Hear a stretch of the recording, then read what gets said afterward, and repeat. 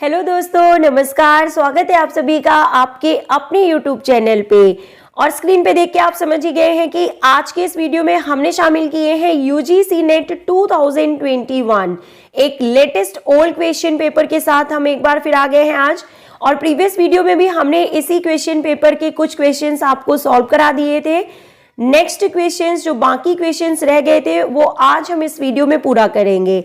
तो दोस्तों वीडियो बहुत ही हेल्पफुल है आप सभी दोस्तों के लिए, चाहे आप प्रिपरेशन कर रहे हैं किसी भी कॉम्पिटिटिव एग्जाम की। इस क्वेश्चन पेपर से 4 to 5 क्वेश्चंस आपको आगामी सभी प्रतियोगी परीक्षाओं में देखने के लिए जरूर मिलेंगे। तो इस वीडियो को पूरा देखें, लास्ट तक देखें और हमारे साथ सॉल्व करते चलें। और अपना स्कोर हमें कमेंट बॉक्स पे लिख के जरूर बताएं कि कितने क्वेश्चंस आपके इस क्वेश्चन पेपर से सही हो रहे हैं। तो मैं आपकी होस्ट डॉक्टर सीमा तिवारी शुरू करती हूँ क्वेश्चन नंबर 1 के साथ। और देखिए बहुत ही अच्छा क्वेश्चन है स्क्रीन पे कि मैच द फॉलोइंग, यानी आपको सही मिलान करना है। मनोवैज्ञानिक उपागम यानी कि कुछ साइकोलॉजिकल अप्रोचेस दिए हुए हैं, उनको उनके एग्जाम्पल्स जो कि स्पोर्ट्स साइकोलॉजी में होते हैं उनसे सही मिलान यहाँ पे करना है। And what is correct answer, सबसे पहले आपको बता दें कि करेक्ट आंसर क्या है। देखिए option number C is correct answer. Means social psychology is related to arousal and psychology performance. Then cognitive psychology is related to skill acquisition and physiological approach is related to team cohesion. Physiological approach is related to team cohesion and developmental approach is related to social learning psychology. तो ये यहाँ पे सही मिलान है। English में ही आपको इस question को सॉल्व करना है क्योंकि हिंदी में ये क्वेश्चन जो है गलत दिया हुआ है यहाँ पे। तो this is correct sequence, this is correct match the following, ये आप यहाँ पे सही कर लीजिए। Now let's move to next question and it is asking निम्नलिखित में से कौन सा कथन सही नहीं है जब शरीर सामान्य स्थिति से पुशअप डिप स्थिति में आता है, यानी कि कोहनियों के आकुंचन के टाइम पे कौन सा कथन सही नहीं है। And the correct answer is option number C, shoulder girdle abduction, यानी कि शोल्डर गर्डल में एब्डक्शन नहीं होता है जब शरीर सामान्य स्थिति से पुशअप डिप की स्थिति में आता है। The next question is asking यदि R इज इक्वल टू 0.65 हो तो स्पीयरमैन ब्राउन प्रोफेसी सूत्र का इस्तेमाल करते हुए समग्र परीक्षण की विश्वसनीयता कितनी होगी। मीन्स यहाँ पे रिलायबिलिटी के बारे में पूछा जा रहा है। The formula will be reliability of the whole test will be, and the correct answer is option number D, 0.788. This is correct answer. The next question, the decrease in VO2 max with aging and inactivity is largely explained by decrease in, यानी कि उम्र बढ़ने के साथ VO2 में कमी तथा क्रियाकलाप में कमी को मुख्य रूप से किसकी कमी द्वारा वर्णित किया जाता है। And the correct answer is option number B, means A, B and D is correct answer, यानी कि उम्र बढ़ने के साथ VO2 में कमी तथा क्रियाकलाप में कमी को मुख्य रूप से किसकी कमी के द्वारा वर्णित किया जाता है। तो जो अधिकतम हृदय गति होती है वो कम हो जाती है, फेफड़ों की कुल क्षमता कम हो जाती है और साथ ही साथ लैक्टेड थ्रेशोल्ड भी जो होता है वो कम हो जाता है उम्र बढ़ने के साथ, और जिसकी वजह से VO2 में कमी होती है और क्रियाकलाप यानी कि एक्टिविटीज में, एक्टिवनेस में भी कमी आ जाती है। Now the next question is asking match the following से रिलेटेड क्वेश्चन और बहुत ही इंपॉर्टेंट और अच्छा क्वेश्चन है। देखिए क्या है इसका सही आंसर, हम आपको बता देते हैं। ऑप्शन नंबर, ये देखिए यहाँ पे इसके सही ऑप्शन ये दिए हुए हैं। And what is correct answer, option number A is correct here, means 4, 2, 1, 3 is correct answer. Okay, 4, 2, 1, 3 is correct answer. तो देखिए प्रिपरेटरी पीरियड का जो सही यहाँ पे मैच द फॉलोइंग होगा वो होगा option number 4, preparatory period. Preparatory period का मतलब है, देखिए यहाँ पे प्रिपरेटरी पीरियड फर्स्ट की बात की जा रही है। It means special preparatory exercises developing developing और इम्प्रूव फिजिकल क्वालिटीज। इसका मतलब ये है कि जो प्रिपरेटरी पीरियड फर्स्ट होता है उस टाइम पे क्या होता है, देखिए विशेष तैयारी संबंधी गतिविधियां या विकासशील होती हैं, यानी कि मेनली कराई जाती हैं। स्पेशल प्रिपरेटरी एक्सरसाइजेज जो होती हैं वो कराई जाती हैं प्रिपरेटरी पीरियड फर्स्ट में, जो कि शारीरिक गुणों में सुधार करती हैं।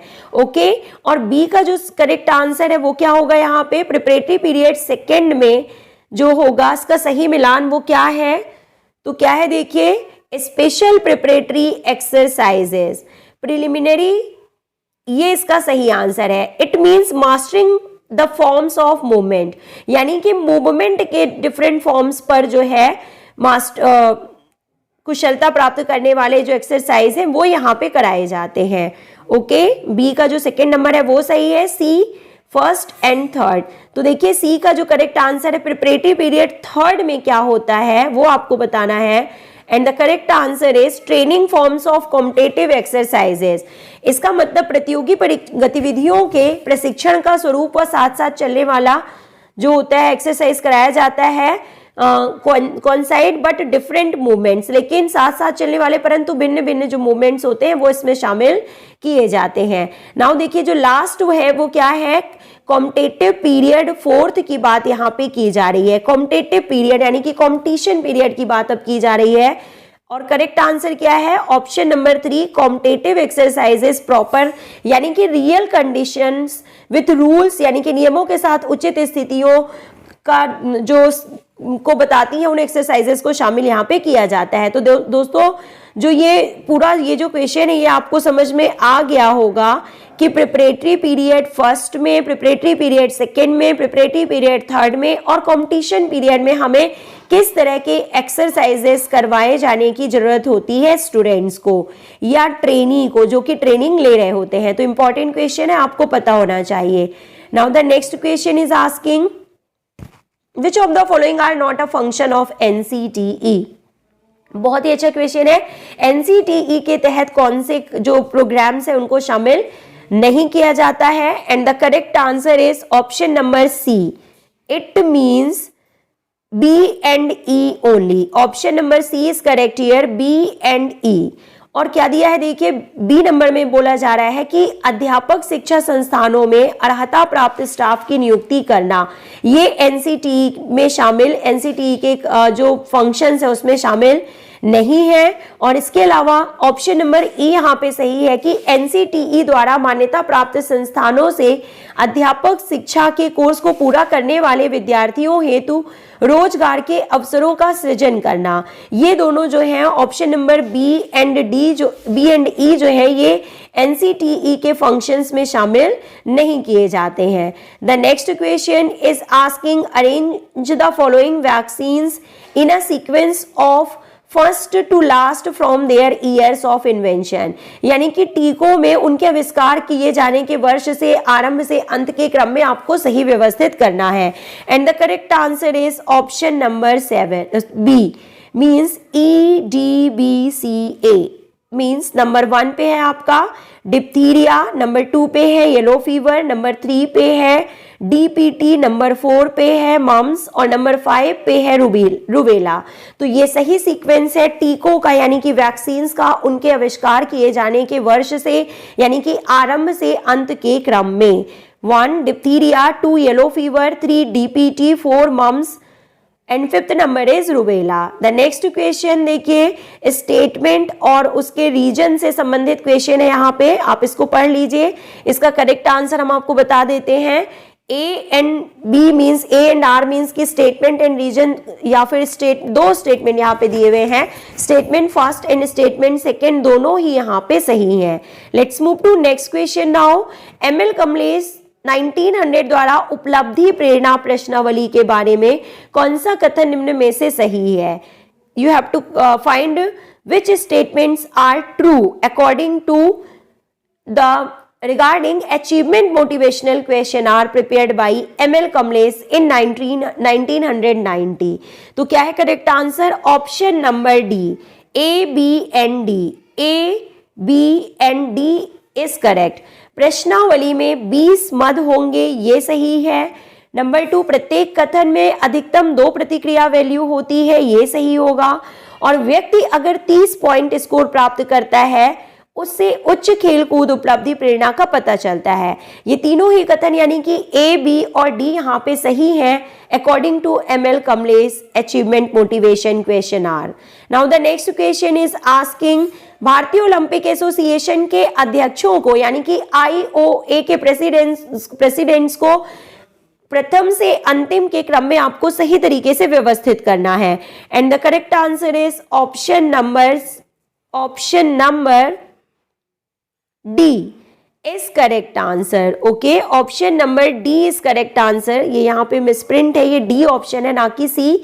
एंड देखिए क्या होगा, नंबर 1 पे आप सभी को पता है कि जो IOA के प्रथम अध्यक्ष थे वो थे sir Dorabji Tata.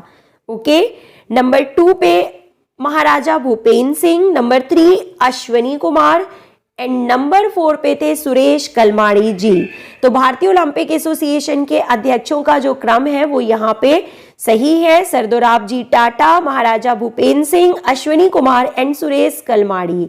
Now the next question, SAI यानी कि sports authority of India badminton कौशल परीक्षण में क्या शामिल नहीं है? The correct answer is option number C, standing broad jump is not an item of SAI badminton skill test.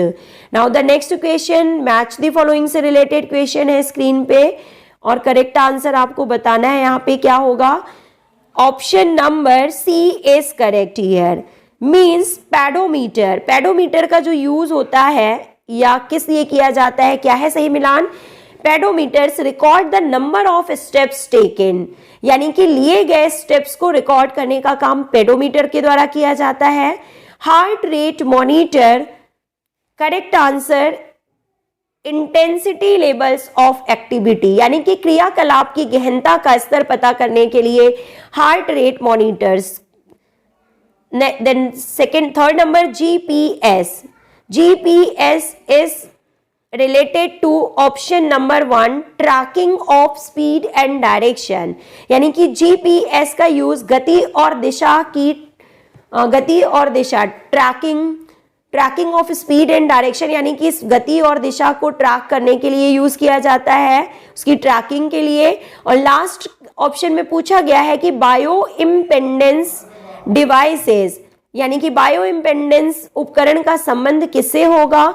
तो option number 2 is correct here, assessing body, शरीर की बनावट के मूल्यांकन से इसका संबंध है। Assessing body composition is correct answer. Okay, let's move to next question now. Find the correct sequence of Maslow's hierarchy of needs in ascending order. आरोही क्रम में यानी कि बढ़ते हुए क्रम में मास्लो के जरूरत के स्टेप्स को यानी कि सोपान को आपको सही क्रम में अरेंज करना है कि सबसे पहले मास्लो के अकॉर्डिंग जो है सबसे नंबर 1 पे कौन सी बेसिक नीड आती है, उसके बाद कौन सी नीड होती है, उसके बाद कौन सी नीड होती है, ये आपको बताना है। And the correct answer is option number C, BADEC। Means number 1 पे जो आता है आप सभी को पता है फिजियोलॉजिकल नीड्स, यानी कि जो बायोलॉजिकल नीड्स, फिजियोलॉजिकल नीड्स हमारे शरीर की जो जरूरतें होती हैं वो सबसे पहले शामिल की जाती है, उनको सबसे पहले पूरा किया जाना यहाँ पे जरूरी है। ओके, देन नंबर 2 पे है आपका safety and social need. Then number 3 is D number option means esteem needs are at number 3। Then intellectual and aesthetic needs are at number 4 and at 5th number self actualization is there. Number 1 physiological needs, number 2 safety and social needs, number 3 esteem needs, number 4 intellectual and aesthetic needs, number 5 is self actualization, आत्म यथार्थ परकता। तो this is the correct sequence of events according to Maslow's hierarchy. Now the next one, which of the following is concern with shoulder with, यानी कि निम्न में से कौन सा कंधे की चौड़ाई से संबंधित है? Option number C is correct here, biacromial diameter is correct answer.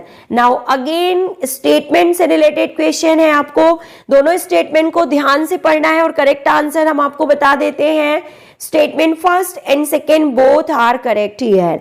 Now the next question, the phrase immediate mundane aims as practical idea belonging to which philosophy, किस दर्शन के अनुसार आसन्न शारीरिक उद्देश्य की सूक्ति को व्यवहारिक विचार के रूप में माना गया है? Option number D is correct here. उपयोगितावाद means pragmatism is correct answer. Now the next question is asking for match the following and the correct answer is option number D is correct answer. It means cricket, bowman.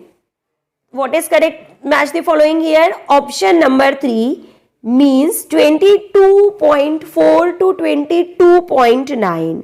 तो ये क्या होगा? देखिए, ये महिलाओं में cricket के लिए आई थिंक जो बॉल की परिधि होती है उसके बारे में बात यहाँ पे की जा रही है कि जो circumference of the ball, yes यहाँ पे दिया हुआ है गेंद की परिधि जो होती है वो आपको यहाँ पे सही मिलान करना है।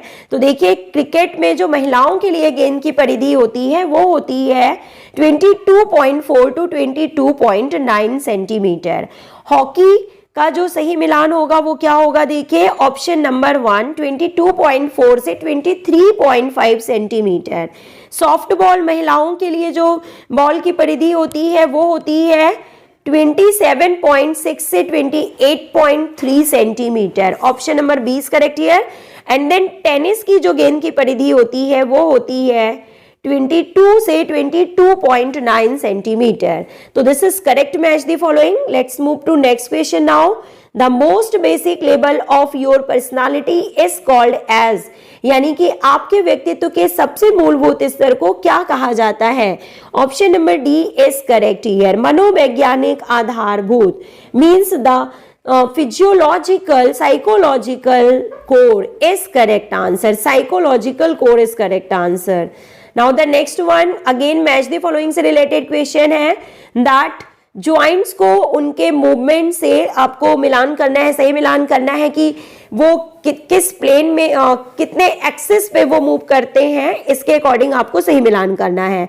And the correct answer is option number B. It means irregular joints is having non axial movement means जो इरेगुलर जॉइंट्स होते हैं उनमें देखिए आपको क्या मालूम हो गया यहां से कि वो नॉन एक्सियल मूवमेंट शो करते हैं। Then after that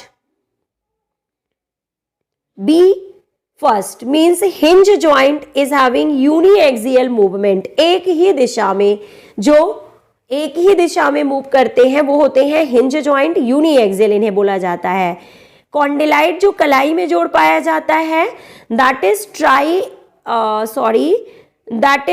not triaxial. जो कॉन्डिलाइट ज्वाइंट जो होता है that is by axial.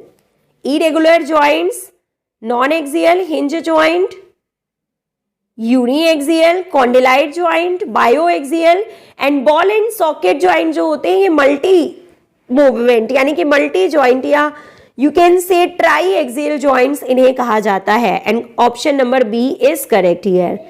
Now let's move to next question and it is asking which of the following activity is not an open skill practice? निम्नलिखित में से कौन सी गतिविधि खुला कौशल अभ्यास नहीं है? The correct answer option number 2 free throw in basketball. It means volleyball spike, catching a throw ball and tennis ground strokes are the activity in which open skill practice is there. Okay, open skill practice से related जो है उसमें ये सब शामिल किए जाते हैं और बास्केटबॉल में जो फ्री थ्रो होता है उसको इसमें शामिल नहीं किया जाता।